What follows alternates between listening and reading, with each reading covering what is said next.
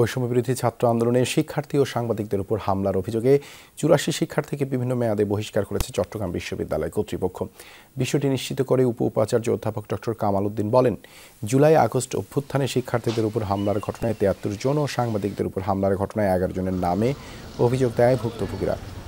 আন্দোলনের সময়ের ফুটেজ দেখে বিশ্ববিদ্যালয়ের প্রশাসন গঠিত কমিটি এই সিদ্ধান্ত নেয়।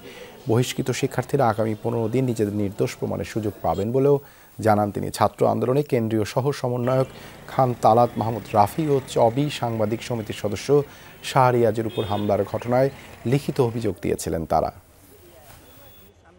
আমরা ফাঁদটা তদন্ত করে দেখব এবং সবকিছুর পরে তাদের যদি নির্দোষ কেউ যদি হয় তারা মুক্তি পাবে, আর বাকি যারা নির্দোষ না হয় তারা বিশ্ববিদ্যালয় থেকে স্থায়ীভাবে বহিষ্কৃত হবে। এখন তো জীবাণুদের থেকে বাঁচালে সারাদিনকে বাঁচাবে ডেটল। বাঁচাবে ডেটল জীবাণুর বিরুদ্ধে ১২ ঘন্টার সুরক্ষা বলয়। সুরক্ষার বিশ্বাস থাকুক দিনভর।